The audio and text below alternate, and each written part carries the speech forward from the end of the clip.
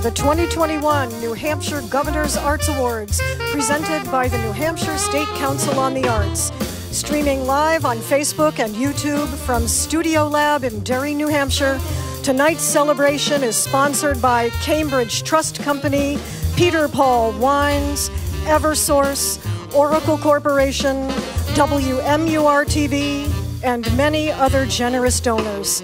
Thank you for your support. And now, a welcome from Governor Chris Sununu. Hi, this is Governor Chris Sununu. Thank you for joining us tonight to celebrate the 2021 Governor's Arts Awards. Here in New Hampshire, our arts organizations and our local artists, they play an incredibly important role in our communities. Each of you tell the stories of the 603 and the connections that really bind us together as Granite Staters. Above and beyond that, New Hampshire's creative ecospace, it is central to our economy. It plays such a large part in what attracts folks to stay, work, and play right here in New Hampshire. And now look, we know this past year, it's been an incredibly difficult year, and it's presented unique challenges, especially for the arts community. Over the course of the past year, though, so many of us, we found joy in the arts, especially in the work of our local artists. I'd also like to take a moment to thank all of tonight's sponsors who continue to support the arts right here in New Hampshire. Your support makes all of this possible, and it goes a long way in supporting the very artists that we're celebrating tonight. Enjoy tonight's celebrations. Congratulations to each of the awardees, and keep up all of the work that helps make the 603 so special. Hi, I'm Sarah Stewart, Commissioner of the New Hampshire Department of Natural and Cultural Resources, and I am your host this evening.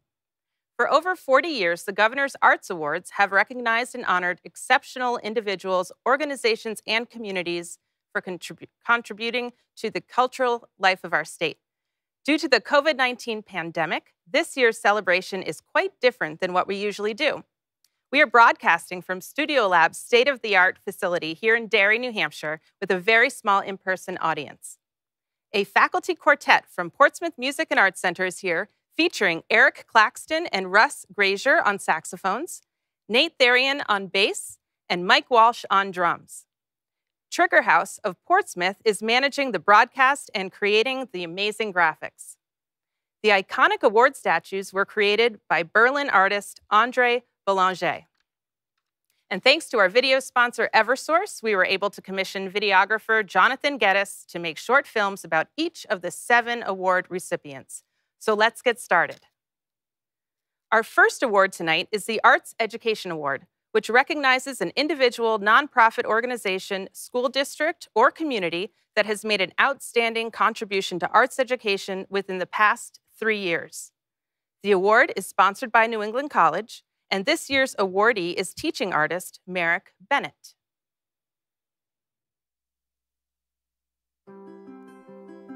When you have a blank piece of paper and something to make a mark, that mark can become anything. The idea is somewhere there on the paper, and by doing these gestures, these movements on the paper, I discover what I think about something.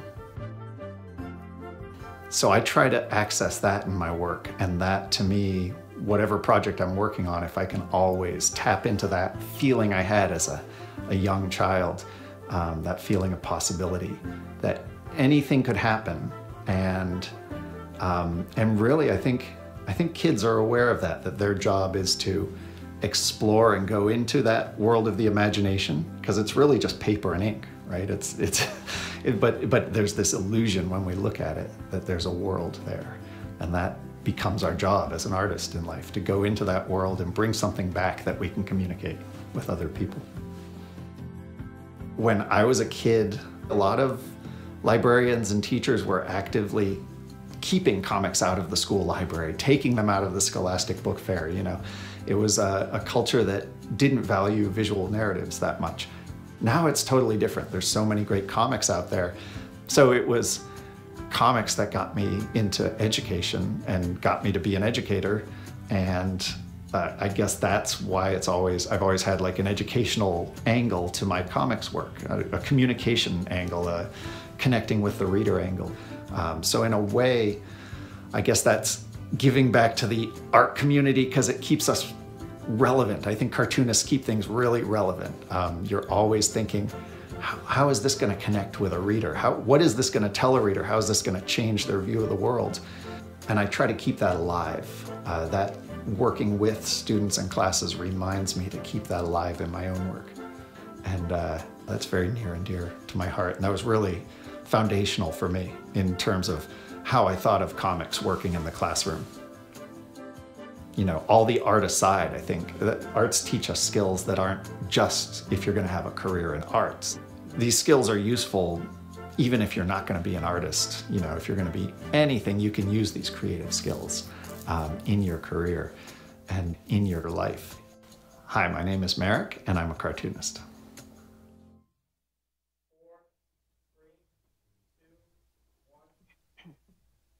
Congratulations, Merrick.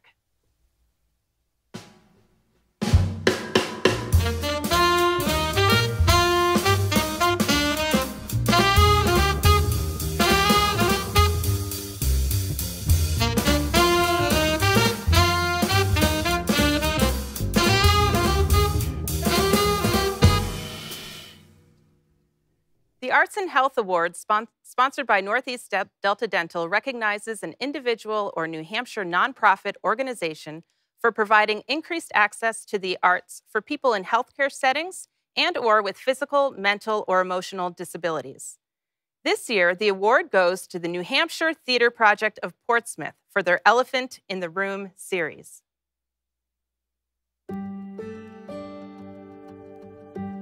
We believe theater is so much more than entertainment. We believe that theater is a tool for both community and individual transformation. So one of our most important projects is called the Elephant in the Room series. And it started in 2017, and it grew out of a production of a play called Body and Soul, which was written by Deborah Fortson, a Boston playwright. And we were asked to do a play reading of that piece for the University of New Hampshire Social Work Department. It's about human trafficking. It's based on interviews with young people from all around the country and their experience with something that we don't even think happens, but it happens right here in New Hampshire. One of the young women had lost her brother to a heroin addiction. Another young woman had experiences with different kinds of mental illness and working in her family. I lost a step-nephew to heroin. There are so many things that we don't talk about. And can we use theater as a way to create a safe space for people to have these kinds of conversations? And that's how the Elephant in the Room series was born. We hope to reach audiences of people who are having these experiences in their own lives or in their family's life, but also to reach people who don't know about this particular issue. In every piece that we do, we offer an action plan for those who would like to help and to get more involved in the community. We had a touring company. We were based in Portsmouth and toured around the country, really, and then realized that we really wanted a home of our own. The owners of this space, Kelly Davis and Bill Truslow, invited Pontine Theater to come in and create a theater here, and they invited us to share it with them. And so we built this place pretty much from scratch. With COVID, things have changed. We did do one of our programs on Zoom. The actors were so nervous. I think they were most nervous about the fact that they had to control turning their cameras on and off when they came into the space. But we were surprised at how effectively it worked. You cannot walk out of this program without feeling a sense of empathy and connection with those people as human beings. And that's why the Elephant in the Room is such a vital and important program. I'm Genevieve Achel. I'm the founding executive director of New Hampshire Theater Project here in Portsmouth.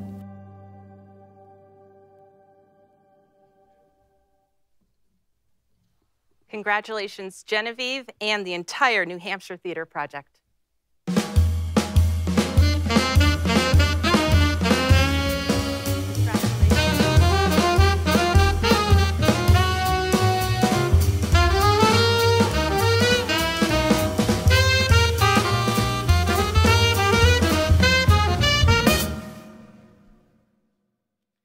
The Creative Communities Award, sponsored by GYK Antler, recognizes a city, town, or village government or community-wide organization or an individual that significantly fostered the arts through funding, and/or program initiatives within the past 3 years. This year's awardee is the Dover Arts Commission.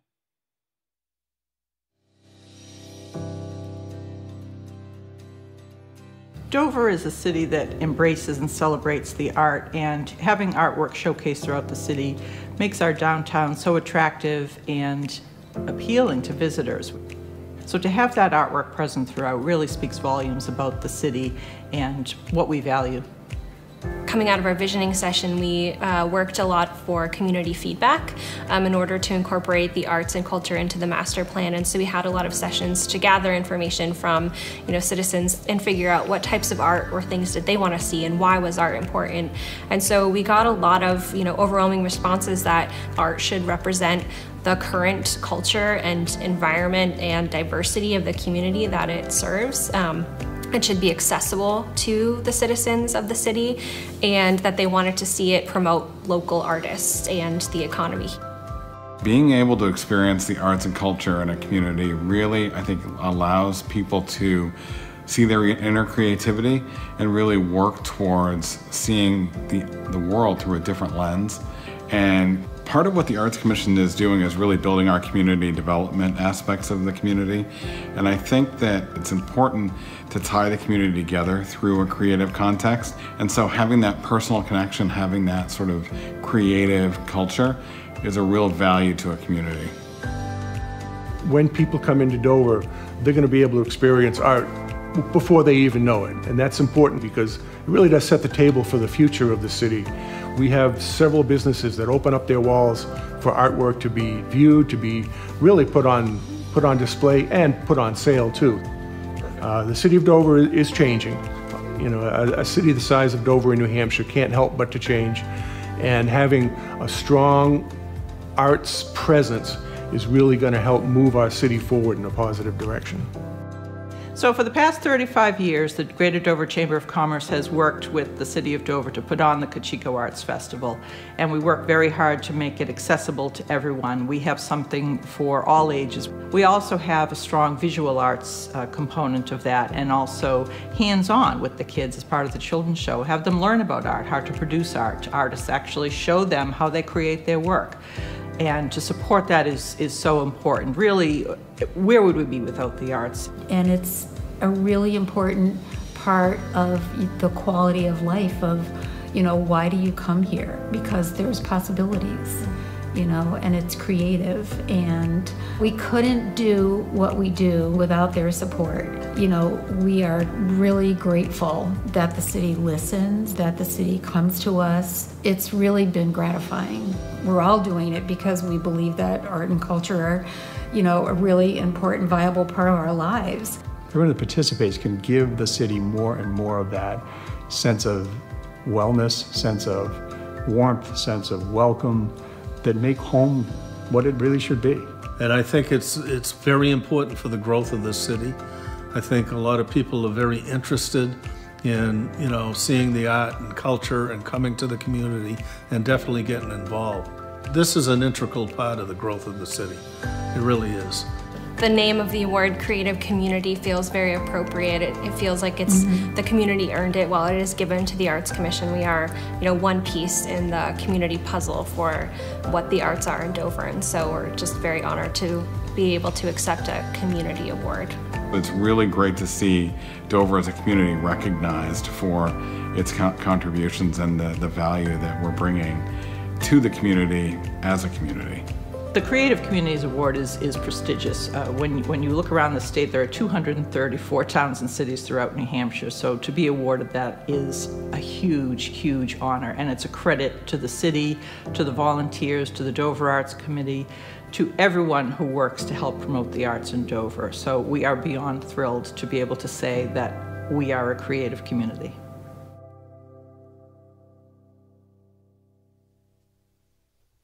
Accepting the award tonight is Jane Haymore.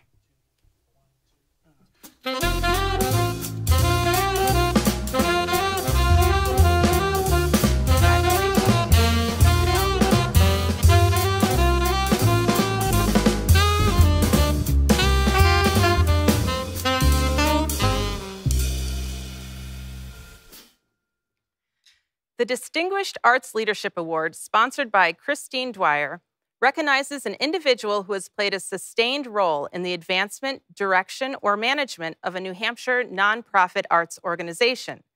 The 2021 award goes to Nikki Clarke, who recently retired from her position as Executive Director of the Capital Center for the Arts in Concord.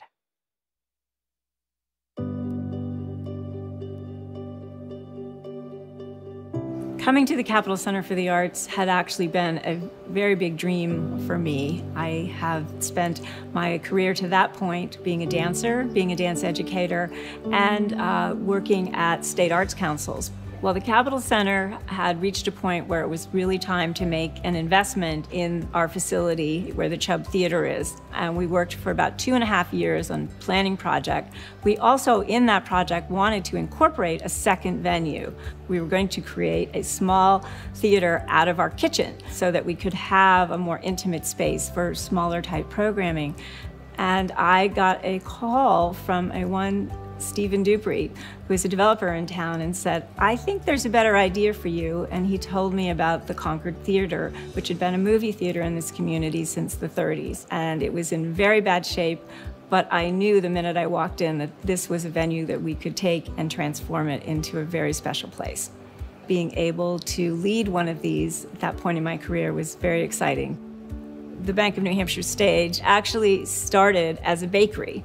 It made hardtack for the Union soldiers and remained a bakery into the 1920s. It was reopened after a transformation into a movie theater from 1933, and the last movie was shown in 1994. And it stayed closed for over 20 years, and through just some vision and really hard work, this whole project was focused on trying to make sure that there was a place where people in their 20s and 30s wanted to come out and have great music. What is wonderful in the flexibility of this space means that we serve different kinds of audiences for different types of events. We have small plays here. We broadcast live from New York City, the Met Opera, and then at night the seats go pushed away and out come all of the great musical talent across New Hampshire and the region.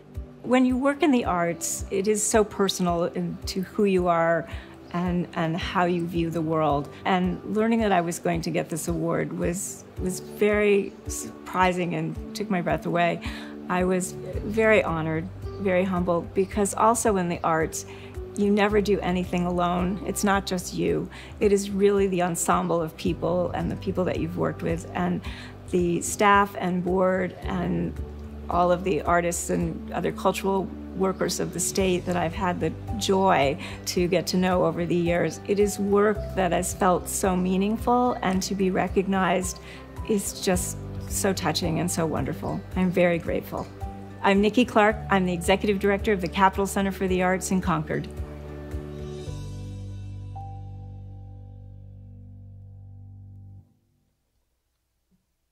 Congratulations, Nikki Clarke.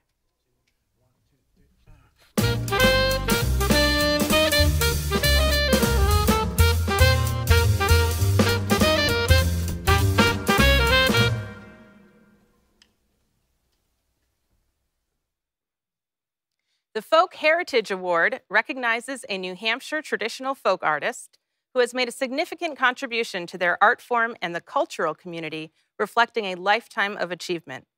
The 2021 award, sponsored by Sanborn Mills Farm, goes to Randy Miller.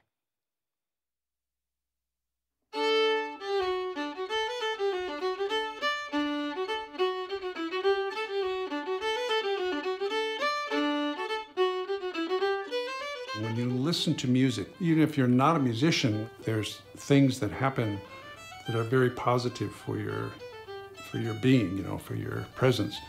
So I think that's a positive influence. And as far as music for dances, when I first started playing for contra dances, there were very few dances. It had almost died out, around New England. So it was exciting to be part of the revival of that and to keep it going. And in a sense, introducing more and more people to the joy and satisfaction and recreation of contra dancing. It's a very interesting thing that happens to your brain, to your mind, to your heart when you play an instrument. It's a very positive and wonderful thing.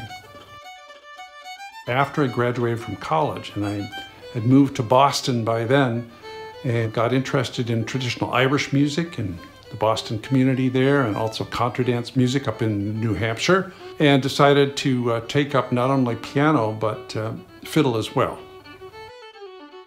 I think the violin is probably one of the most, if not the most difficult instrument to master anywhere in the world. It's just a very challenging thing to do. So that was what my focus was for many years, to play music for dancers and have a good time. That's sort of a way of passing on this kind of music to people who are interested in learning more tunes in the tradition. And something I've been doing for many decades now, and I'm going to keep doing it. So when I first started playing fiddle music, there were only 1 or 2 written sources, books of fiddle music. And those were already 150 years old. You know, they had been reprinted. So a friend of mine, Jack Perrin, and I, we decided to collect, edit, and publish our own books of tunes. Irish traditional fiddle music. We began publishing tunes in 1973, and this book is still in print, very popular. 1983, we published the New England Fiddler's Repertoire. So it was nice to have that opportunity to help spread this music and dance. And I would hope that some of the kids that I've taught fiddle over the years, that when they get older, when they grow up, the things that I showed them and taught them might continue on, and other people will take it up and keep it going. And to be given this award and this honor across the state, I think is a wonderful recognition of the traditional arts that I hope will keep going in a strong way. Hi, my name's Randy Miller. I'm a fiddle player.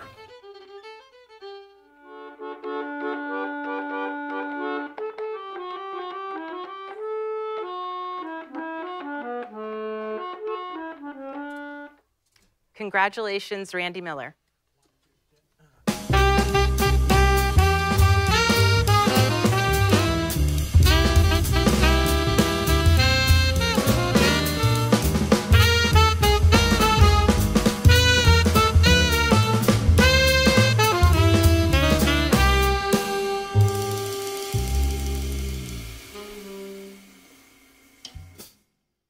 The Individual Arts Champion Award, sponsored by Shannon Chanley and Thomas Sylvia, recognizes a New Hampshire resident who has made a significant contribution to the support of the arts in New Hampshire.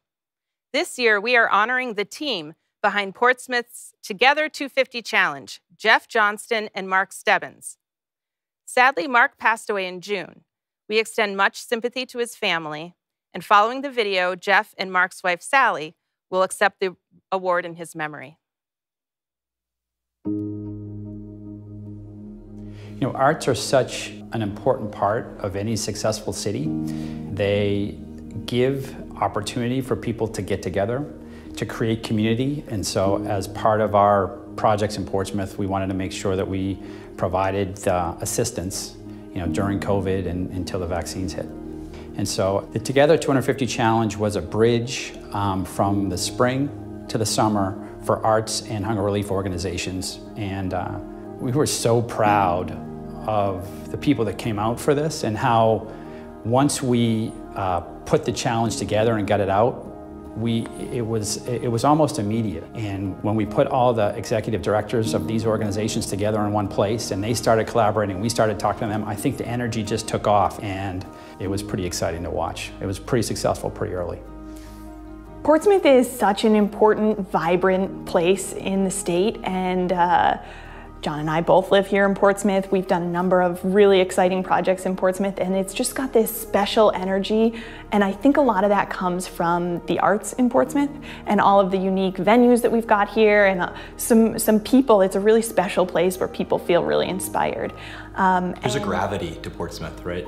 There's a gravity to Portsmouth for talented individuals in the arts, and it's a real economic driver to the state. So I think it's a really important place to the state. You know, as a resident of Portsmouth, Mark understood how important the arts were. He lived right next to the Seacoast Repertory Theater. He understood the music hall as kind of the center of town, the center of the arts organization. So we would frequently talk about how our projects could positively impact those and how we could collaborate and align our brands or align our projects with the arts community to make the community better and make it more vibrant. And I know that when Mark and Jeff were brainstorming about Together 200, which of course eventually became Together 250, they thought, you know, we feel like we're almost at the end of this pandemic. We really can see the light through the end of the tunnel. The vaccines were rolling out. You know, people were starting to get excited about the summertime, but there was still a depth of winter. And so they needed a bridge to get from where they were at that point to the summertime. And they just wanted to make sure that the Portsmouth that returned sort of post-pandemic was going to be the Portsmouth we all knew and loved. And they knew that there were a lot of people working really hard to make sure that that Portsmouth would still be there. And they felt it was their duty and calling to support those people. It's very unique to have someone that's got such a great business legacy as well as a great philanthropic legacy. And you can see from his projects and his support of the arts community and hunger relief organizations that he cared about the place he lived, he cared about the communities that he developed in, and he truly wanted to make the communities that he worked in better, and he accomplished that goal. And I'm glad to have been his partner and friend along some of this journey because it was a blast. Something that was so important to our dad was giving back to the community, and it was always part of growing up talking about how we could use what we had to make our community a better place. Yeah. Yeah, one of the great things about Mark was that he was an eternal optimist. He could see a derelict parking lot and envision a new hotel that would, you know, enliven the neighborhood. He always looked to the bright side. He was really good at seeing good things in other people and saying, I want to support that person. I can see that person's vision. Yeah, the arts are very important to him. Mark was a great partner, he was a great friend, and I'm proud to have worked on him with this, and this will be part of his legacy. I think we're really grateful to have Mark recognized for what we know was a real lifelong passion project for him of giving back to his community and making sure that he was doing everything he could to make his community strong. But what this award means to us, I mean, I think it's more, hopefully it inspires other people to know that no matter what your circumstances are, art's really important in Portsmouth, on the Seacoast, all of New Hampshire, and if you can contribute to that or give back in a way that will support other people, we know that our dad would be immensely proud. We do really want to thank Jeff for being such a great partner to our dad and being by his side during the pandemic and really working with him to kick off Portsmouth 200 and bring it to the finish line. So thank you, Jeff. Yeah.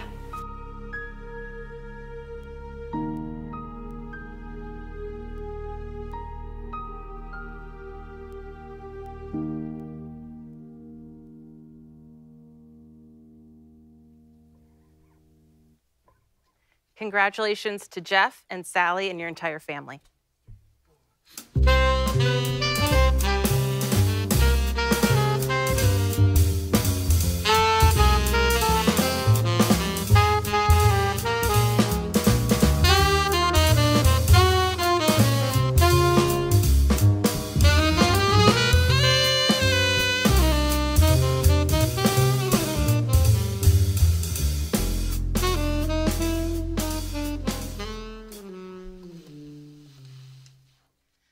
The Lottie Jacoby Living Treasure Award, sponsored by Catherine Sununu, recognizes a professional New Hampshire artist in any discipline who has made a significant contribution to their art form and to the arts community of New Hampshire, reflecting a lifetime of achievement. This award is named for the late Lottie Jacoby, an internationally renowned photographer who emigrated from Germany and spent her later years as a resident of Derry, New Hampshire. This year, the award is presented to ceramic sculptor Al Jaeger.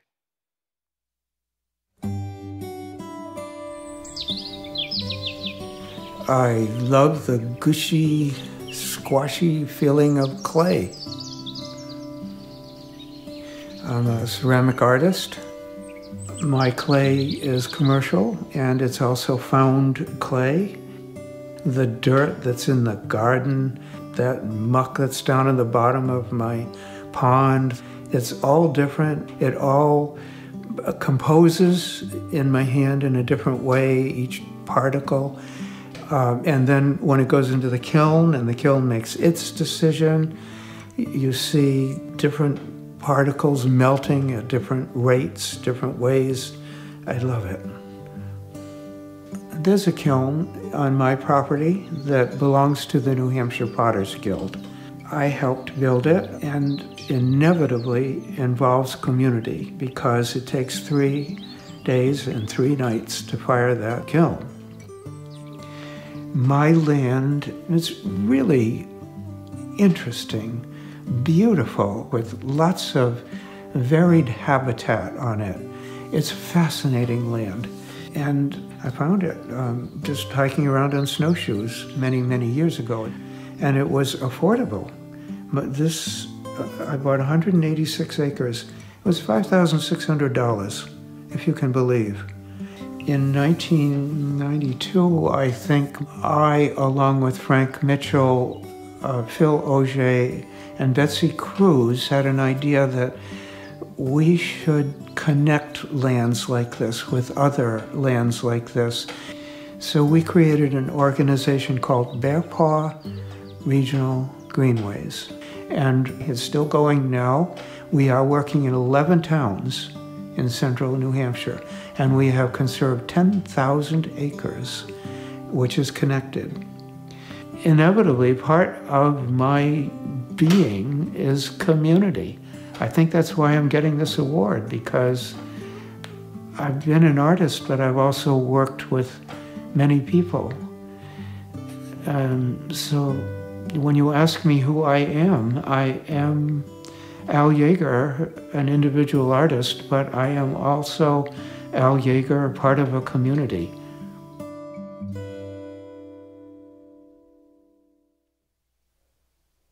Congratulations, Al Jaeger.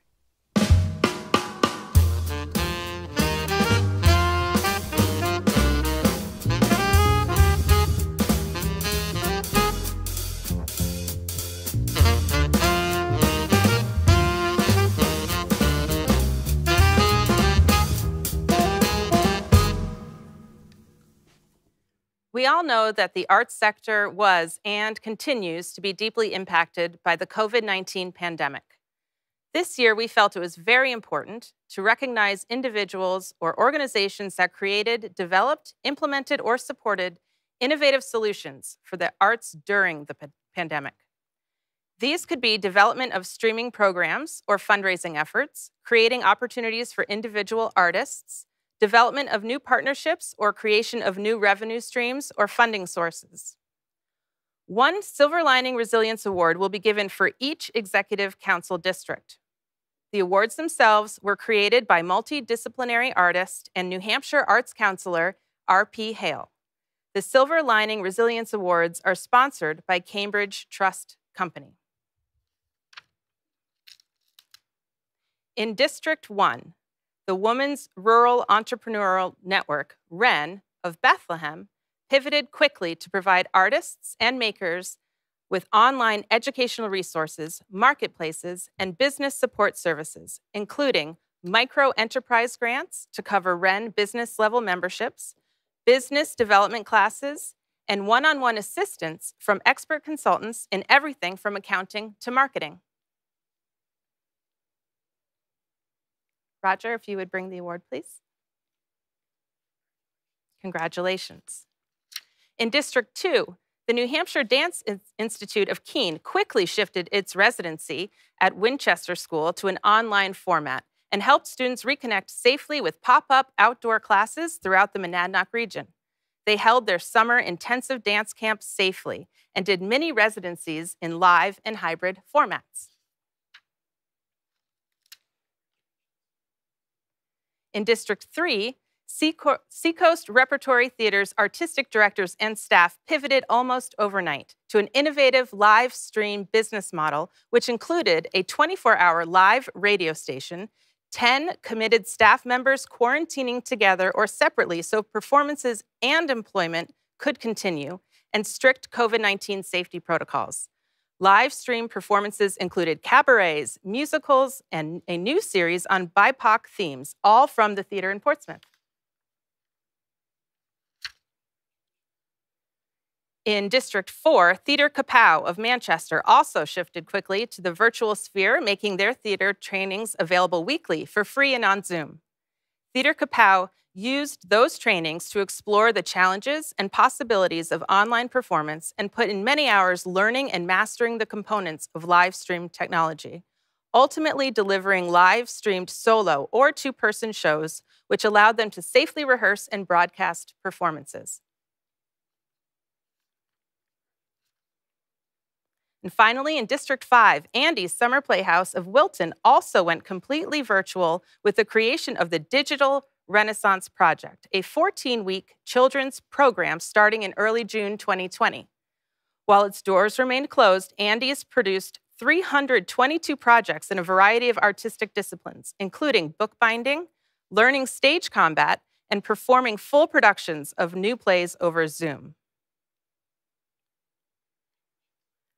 Congratulations to all of you on your extraordinary work.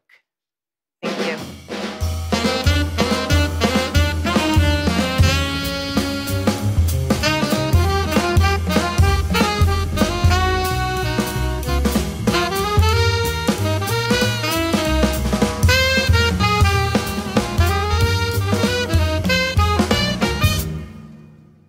And congratulations to all of the 2021 New Hampshire Governor's Art Award winners. I would like to thank the staff of the New Hampshire State Council on the Arts and the committee of counselors who helped organize this year's award program. And to all of you watching, thank you for tuning in. And I urge everyone to support artists and art organizations in every corner of this great state. Thank you and good night.